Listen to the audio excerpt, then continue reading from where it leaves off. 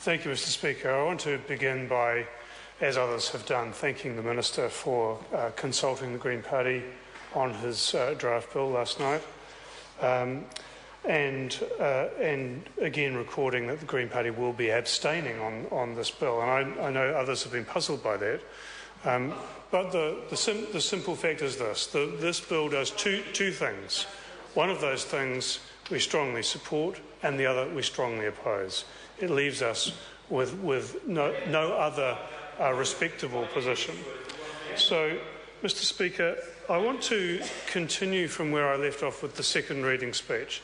In the second reading, I spoke about some of the reasons that lay behind the widespread community concerns about the availability of these substances and how those were based on incorrect understandings of the law and of the situation around this wide range of substances, and my concern about the failure of the government to respond to that misinformation with leadership and proper information.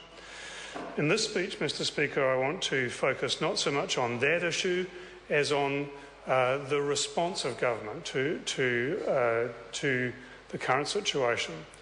This bill reimposes prohibition, and Mr Speaker, the Law Commission, the Ministry of Health, the New Zealand Drug Foundation, the vast majority of submitters on the original bill, the Select Committee, the Minister of Health, and this Parliament were all right. Prohibition does not work. It seems bizarre to me that I need to be making the argument for that case, since so many members of the House in fact made that point and made those arguments in the various debates that we held in the House on the original bill. And I won't quote members tonight. But the fact is, that is the approach that the government is now imposing in the interim. Now, I'm just going to run through some of those arguments. The thing about prohibition is that it does not suppress demand. It may reduce it very slightly, but the fact is demand still exists, and the market will still respond to that market, to that demand by supply.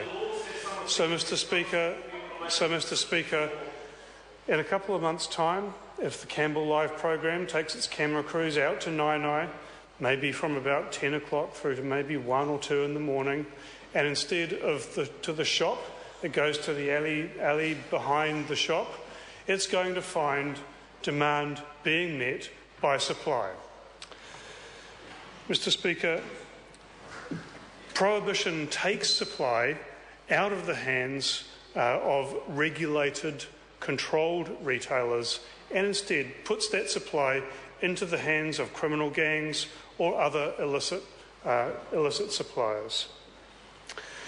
And unfortunately, Mr Speaker, what that means is that the drug dealer on the streets, in the alleyway behind the shop at Nainai, the drug dealer in the tinny house are not subject to those same controls. Those people supplying the demand that will not go away as a result of this bill tonight, those people will not be checking people for their ID or for proof of age. And we should expect that supply to people underage will increase as a result of this bill. Those people will not be making a distinction between those products that are low risk and those products that are high risk. We should expect that supply of products that are high risk will increase as a result of this bill.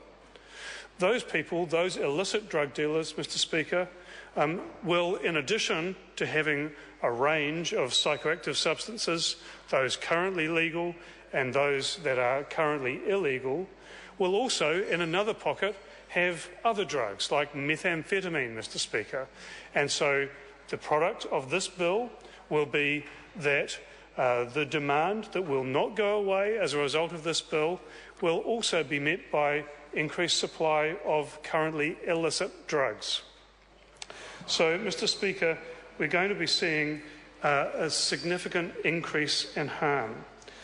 As the prohibition on cannabis, Mr Speaker, has proven, Demand is not suppressed by prohibition. Cannabis is absolutely prohibited, and yet most adult New Zealanders have smoked cannabis. It has not suppressed the demand.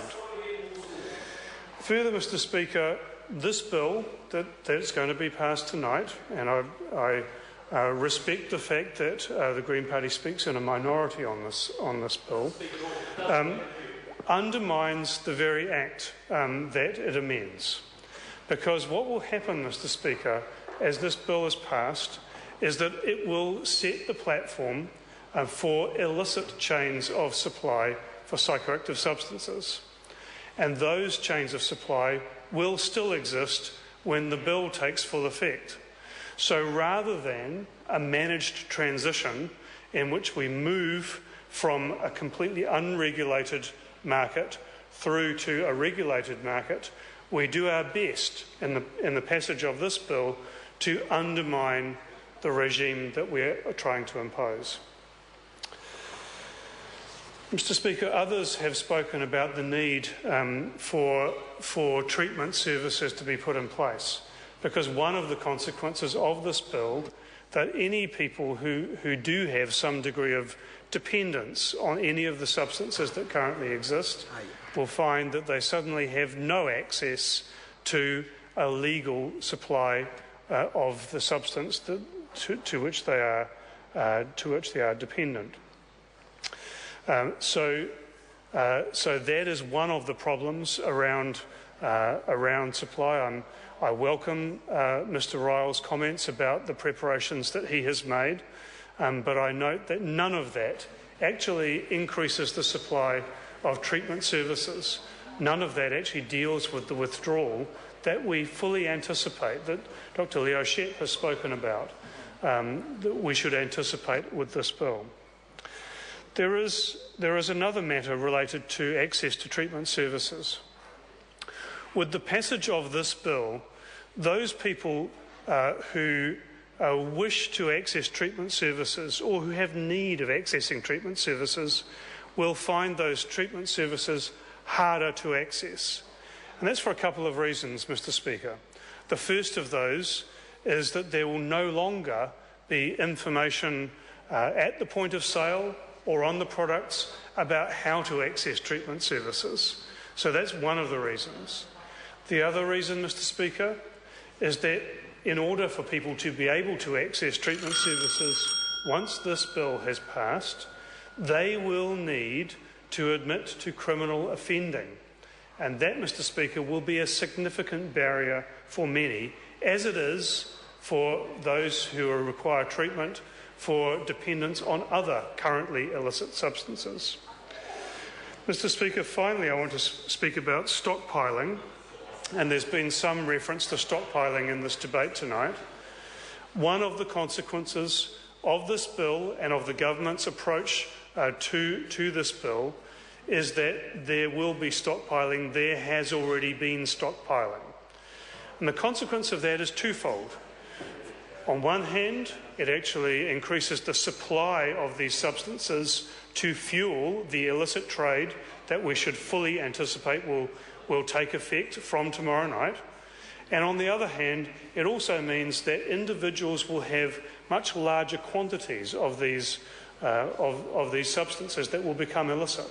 And that means they'll be more subject to crime, and that larger supply of these substances is inherently more dangerous. So, Mr. Speaker, I'm very disappointed that rationality and evidence-based policy are the casualties of this bill tonight. I was proud of the quality of the debate, of the maturity of the debate that we had around the original Psychoactive Substances Bill. And I think it's unfortunate that probably most members of this House understand that the bill that we are passing tonight will make harm from these substances worse and not better. The Green Party will be abstaining on this bill. I call Barbara Stewart. Thank you, Mr. Speaker. On behalf of New Zealand